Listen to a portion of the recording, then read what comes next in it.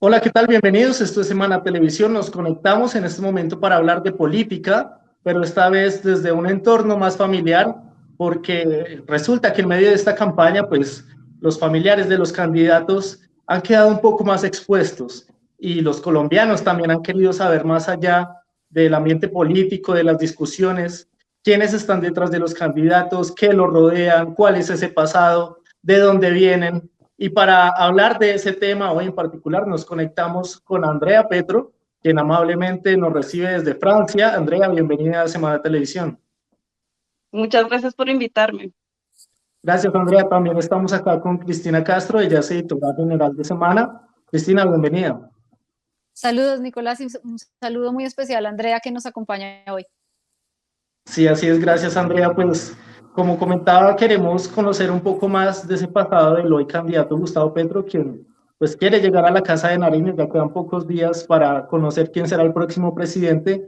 Y quisiera comenzar preguntándole, precisamente usted es una de las hijas mayores del candidato, ¿cómo fue esa infancia con él? ¿Cuáles son esos primeros recuerdos que tiene con él? Porque además, según lo que conocemos, pues él tuvo que salir del país, ¿no? Por temas de seguridad.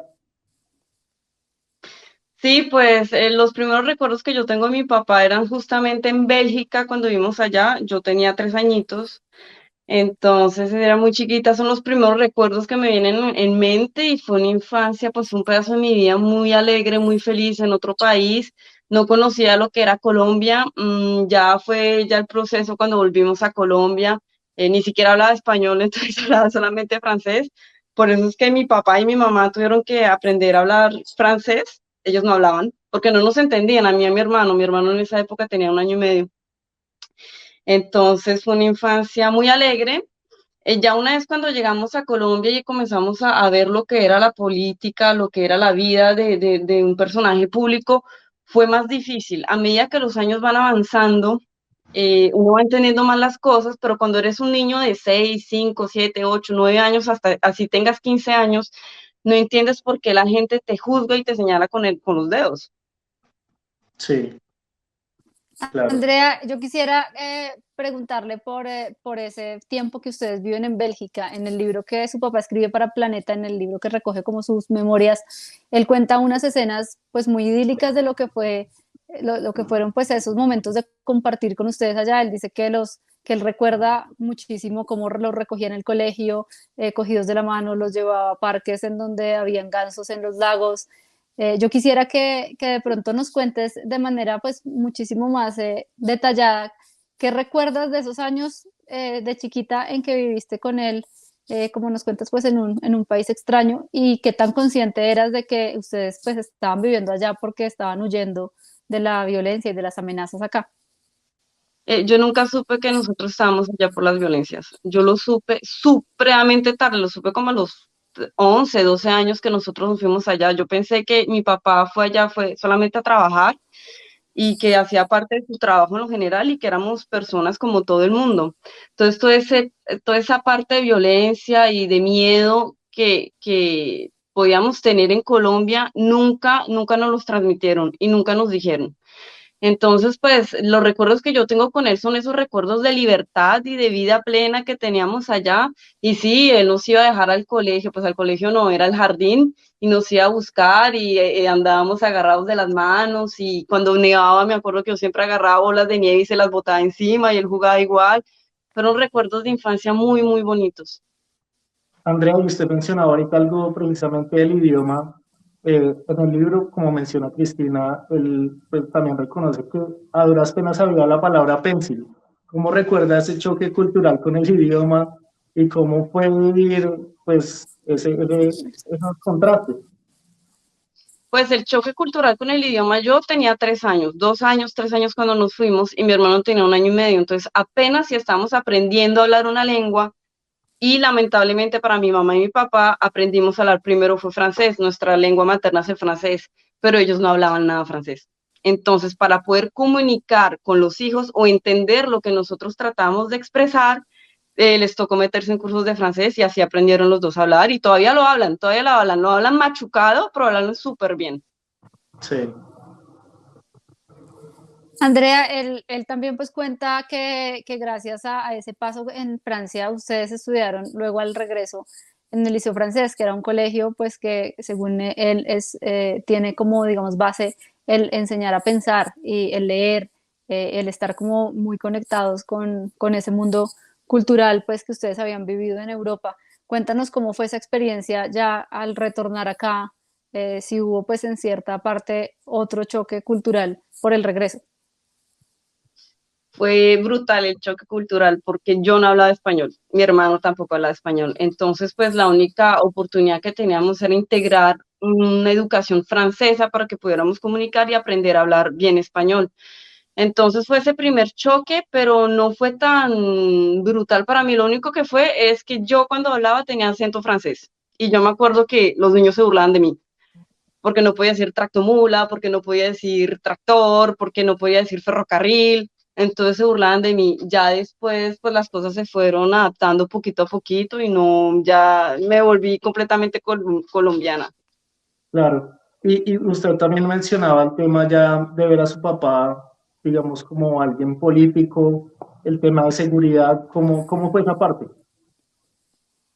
Él siempre dijo, ya una vez que llegamos a Colombia, a él le costó muchísimo o sea, privarse ese lado de libertad que tenía él en Europa. Comenzamos a tener una escolta, dos escoltas, no podíamos salir del colegio, nuestros amigos les daba pena o les daba mucho miedo venir a nuestras casas porque podía haber un atentado. Después el contexto del Liceo Francés en Bogotá era en el tiempo, había muchas alertas a las bombas, entonces todo el mundo siempre vivía con miedo. Para mí fue normal tener escoltas, para mí siempre fue normal como estar rodeada de esa falta de, para mí era normal, entonces yo no veía cuál era el problema.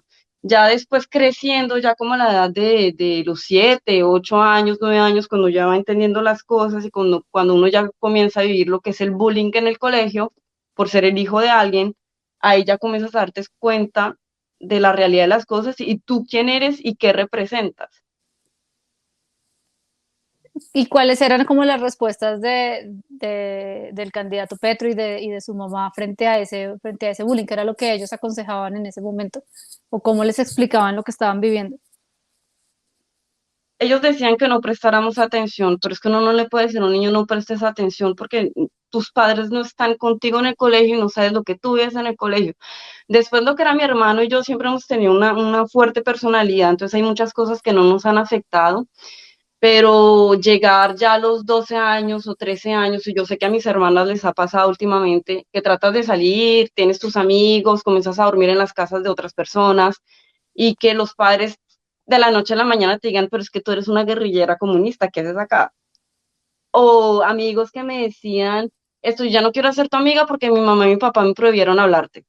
Yo llegaba a la casa y le decía a mi mamá y a mi papá, yo decía, pero es que yo no entiendo. Ellos estaban un poquito como desarmados porque no sabían cómo responder, porque les dolía imponernos a nosotros ese estilo de vida y ese tipo de comentarios que a ningún padre le gustaría que sus hijos vivieran. Yo, por ejemplo, ahora soy mamá, tengo mis hijas y no vivo en Colombia, vivo aquí en Francia y sinceramente es una situación que a mí me gustaría evitarles a mis hijas. Claro. Y háblanos un poco de su madre, porque de pronto los colombianos no la tienen tan presente, pues obviamente usted como hija, pero también quién fue ella para Gustavo Petro. Pues mi mamá en la autobiografía que él hizo habla muchísimo de ella. Mi mamá fue su compañera de guerra. Ella también estuvo en el M-19 desde muy, muy temprana edad.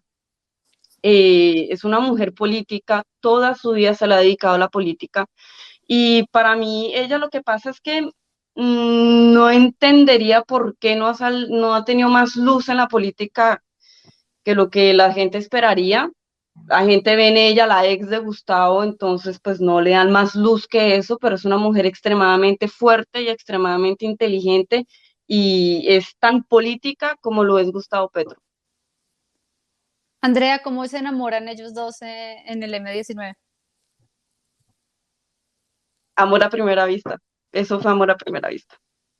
Amor revolucionario, se podría decir. Exacto. Los mismos ideales, las mismas situaciones, están en una época donde los mundos se cruzaron y ahí se quedaron durante, creo que más de, duraron juntos como 15 años, 9 años de matrimonio. Claro, ellos mencionan, su padre menciona en el libro también que tienen que trasladarse de ciudad, ¿no? Precisamente por ese contexto que vivían. ¿Cómo fue ese momento? Ellos siempre nos protegieron de eso, entonces nosotros como hijos en esa época no éramos conscientes de la realidad de nuestra situación.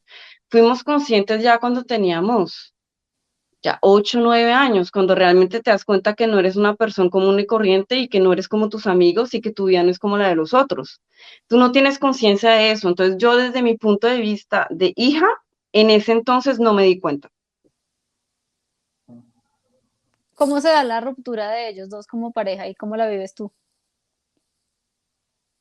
Pues digamos que fue una ruptura como cualquier telenovela colombiana. Todas las rupturas colombianas es algo que yo comparo con la Unión Europea porque yo misma estoy en una ruptura y en un divorcio y no tiene nada que ver.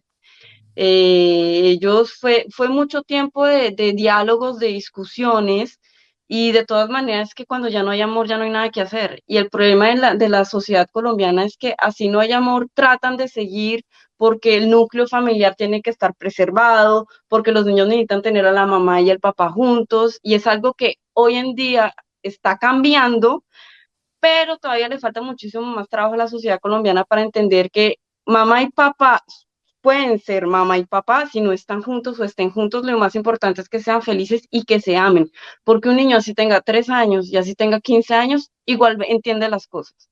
Ujú.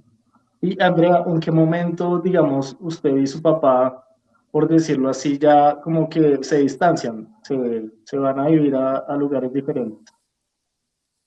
A mí me fue muy duro, fue difícil porque yo tenía 9 años y mi hermano tenía 8 años, y fue difícil porque de la noche a la mañana ya no estaba papá todos los días.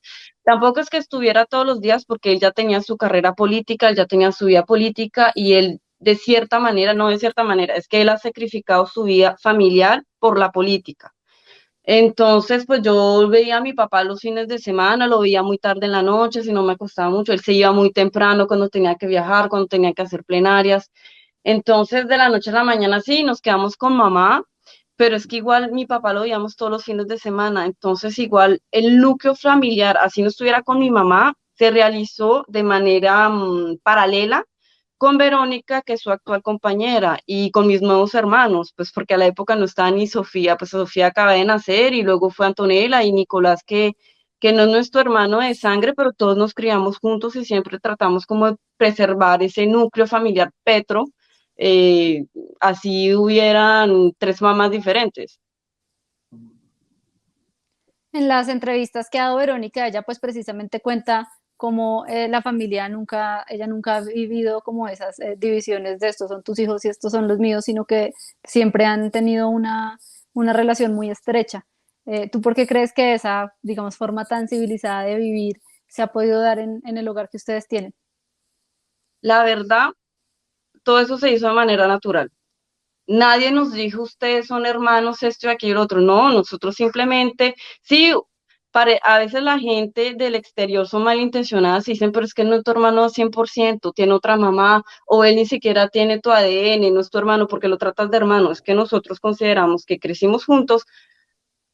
Nicolás Petro, digamos, lo veía como 2 veces al año y ya, pero siempre fue mi hermano mayor y siempre lo he visto con esos ojos, y lo amo de igual manera que amo a todos mis otros hermanos y hermanas, pero nadie, absolutamente nadie nos dijo, trátalo como tu hermano, no digas medio hermano, absolutamente nada. Todo se hizo de manera tan fluida y tan natural que hoy en día somos muy, muy, muy cercanos todos.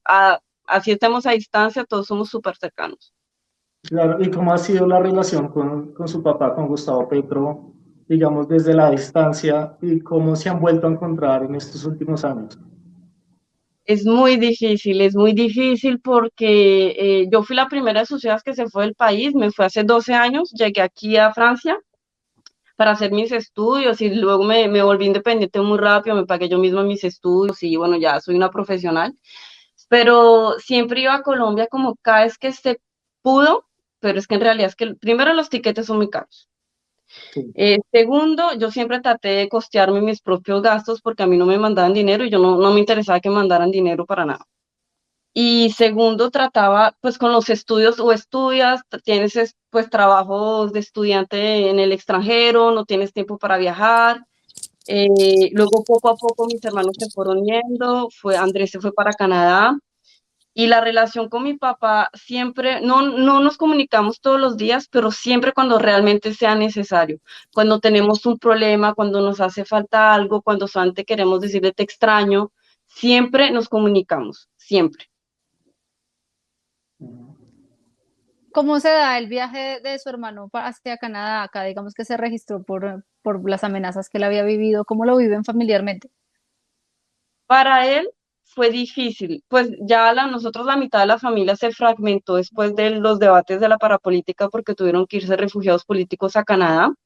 Ese fue un momento muy crítico para la familia porque no estábamos acostumbrados a no estar más juntos. Pasamos diferentes crisis, pero pudimos estar siempre juntos.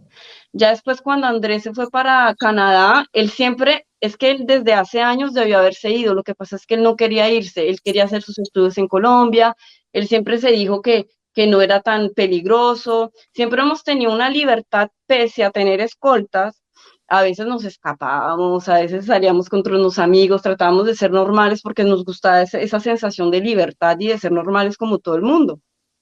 Pero él siempre atrasó esa fecha hasta el momento que la gente comenzó a reconocerlo en la calle. Él tuvo un momento en que hubo dos personas en Transmilenio que lo agarraron en un túnel en el centro y lo amenazaron. Le dijeron, yo sé quién es usted, pelado, deje de estar sin escoltas, deje de estar sin esto y aquello porque lo vamos a apuñalar. En ese momento dado, él tomó conciencia y ya decidió hacer todo el dossier para irse como refugiado a Canadá porque ya las amenazas comenzaron a multiplicarse y sobre todo en la casa que nosotros teníamos en Cajicá, para nadie es un secreto que nosotros la casa familiar pues está en Cajicá, eh, entraban muchas veces a la casa, rompían los vidrios, recibíamos ladrillos con amenazas, una vez nos cortaron los frenos del carro, ya llega un momento dado que dices, me tengo que ir. Traté de hacer todo lo posible para quedarme, pero un momento dado dices, me tengo que ir. Y así Claro, fue. claro. Y cuéntenos un poco precisamente de su vida. Usted ya nos ha dado luces que vive en Francia, pero ¿en qué ciudad vive? ¿Con quién vive? ¿Cómo es ese entorno que, digamos, usted ya ha quedado ya como independiente, como usted lo ha resaltado?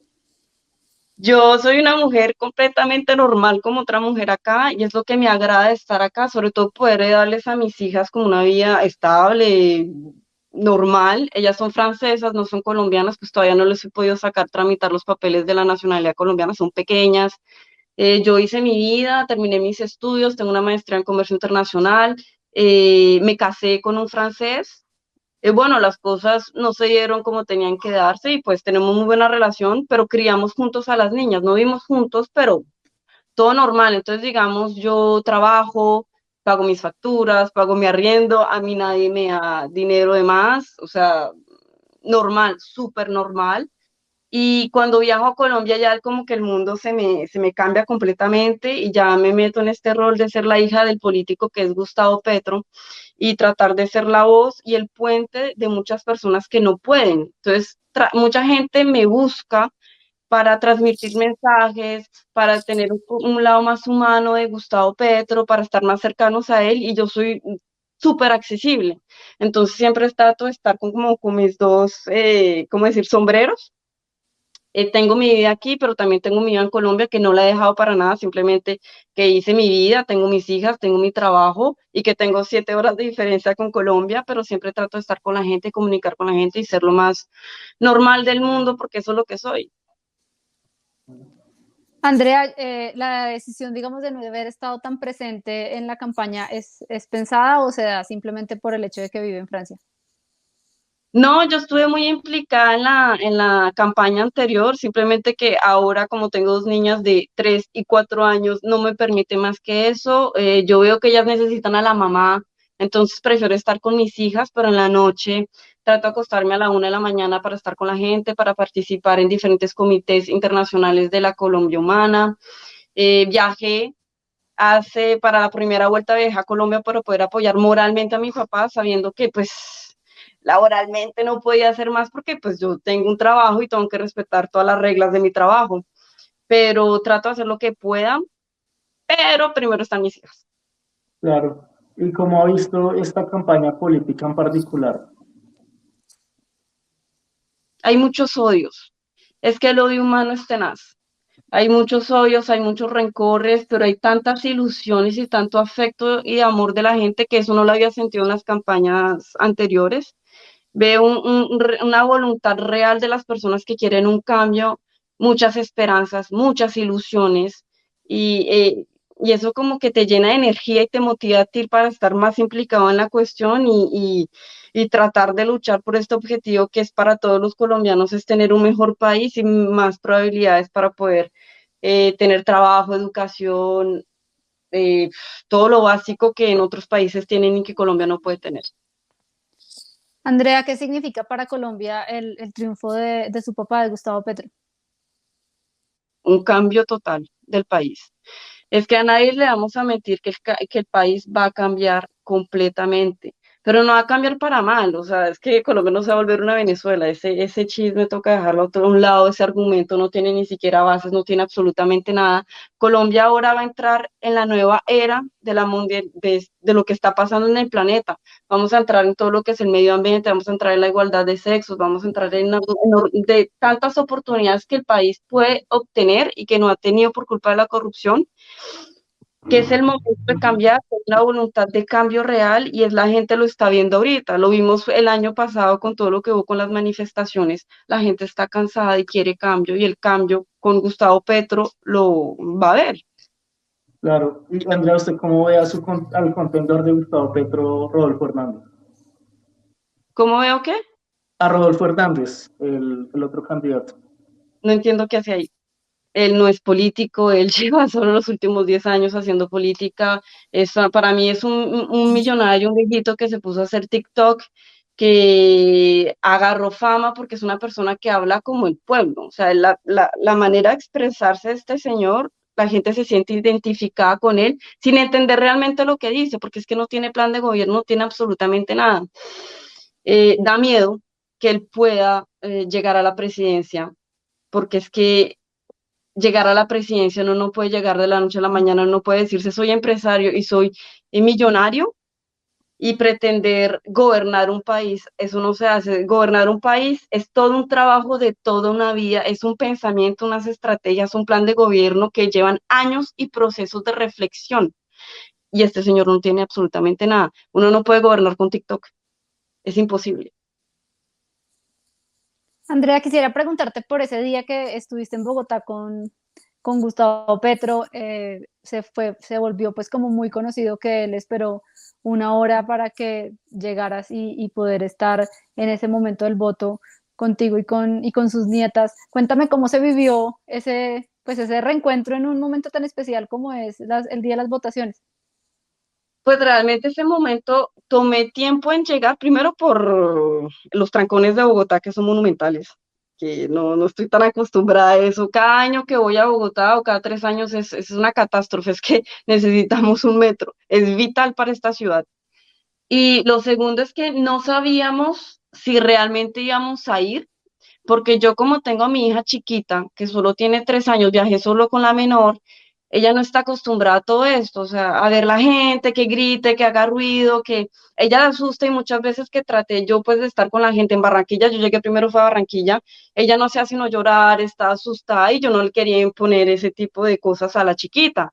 Entonces, mientras tomábamos la decisión de traerla o no, primero por motivos de seguridad, y segundo, pues para protegerla a ella, porque es muy chiquita, ella no sabe lo que pasa. Y bueno, perdimos ahí una media hora mientras tomábamos la decisión y ya fue el trancón.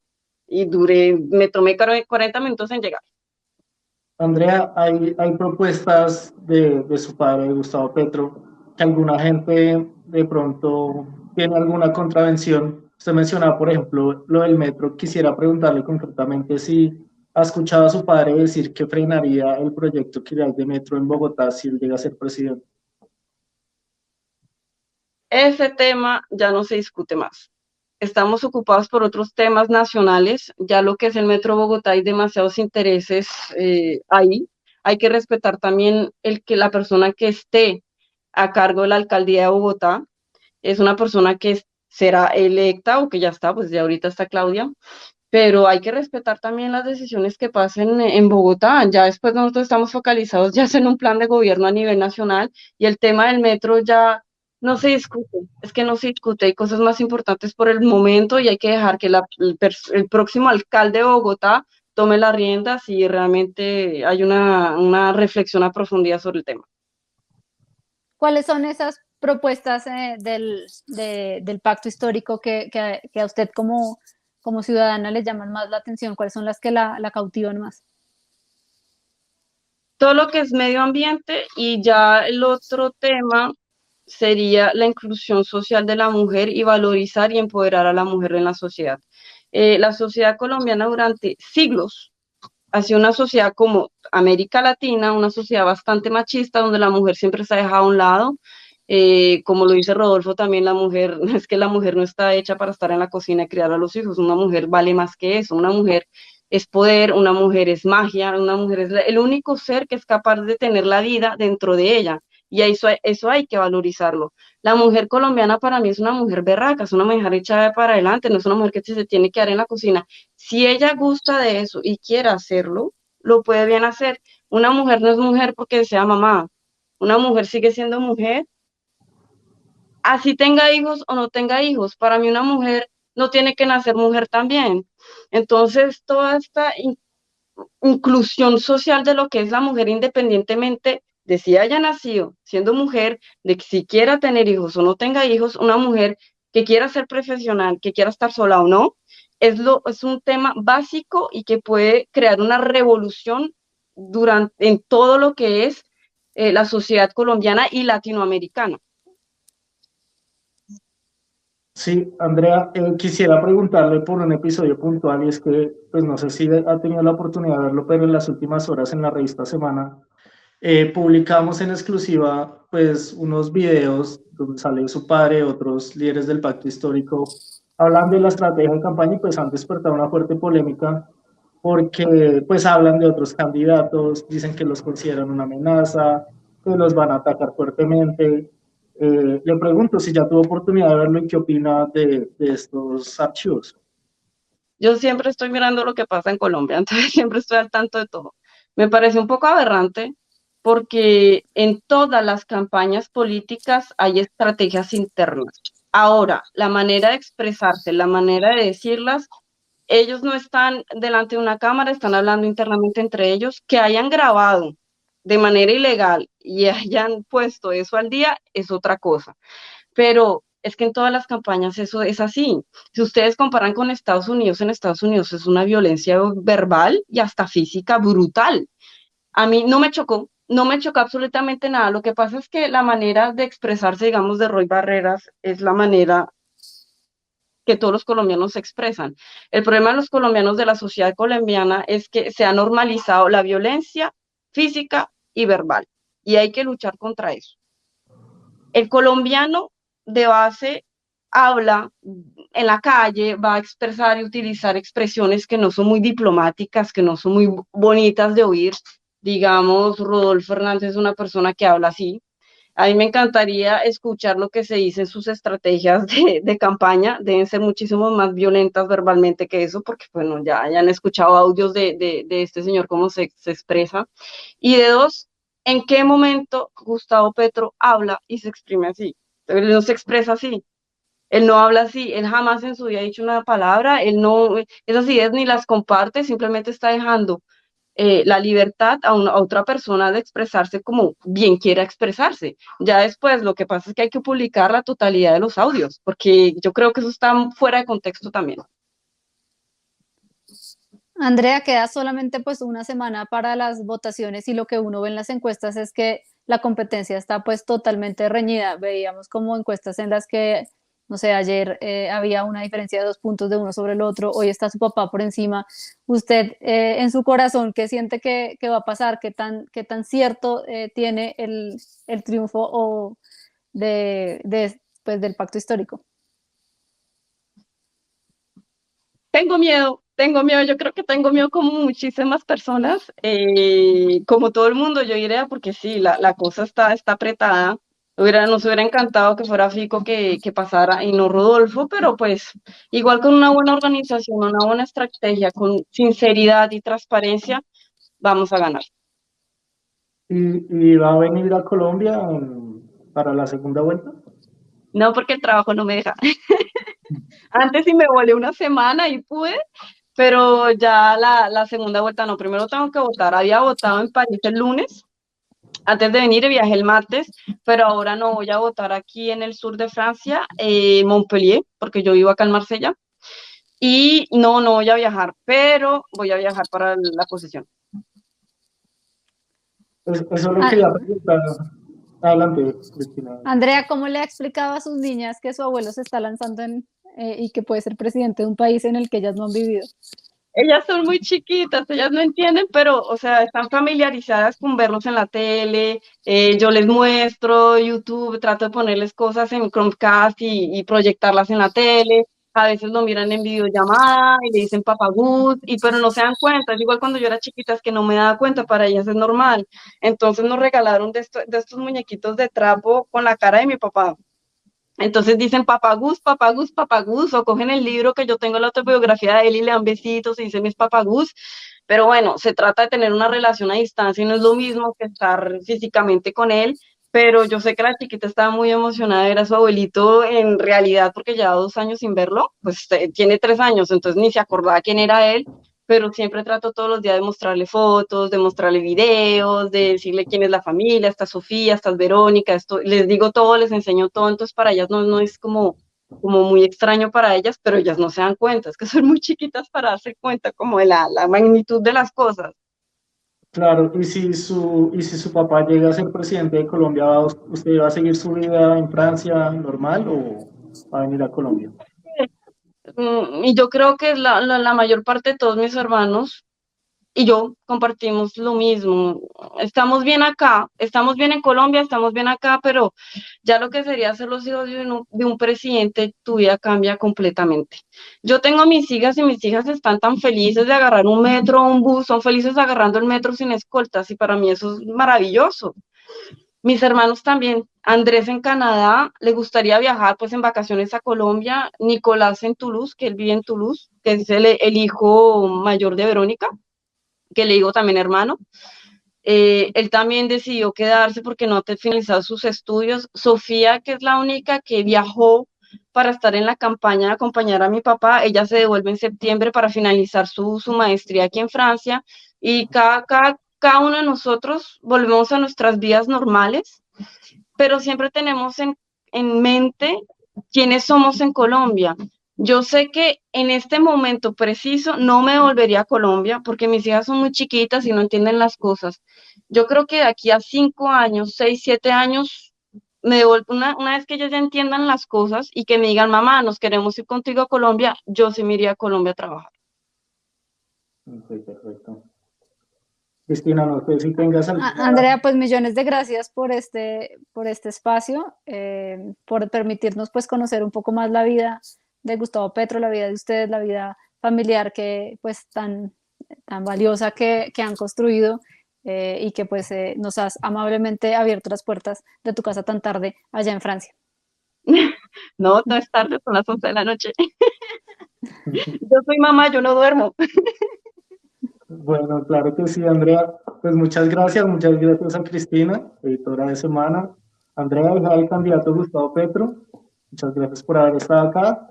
Y bueno, ustedes por favor continúen con la programación de Semana Televisión y por supuesto en semana.com con todos los análisis y artículos que tenemos para ustedes. Hasta pronto.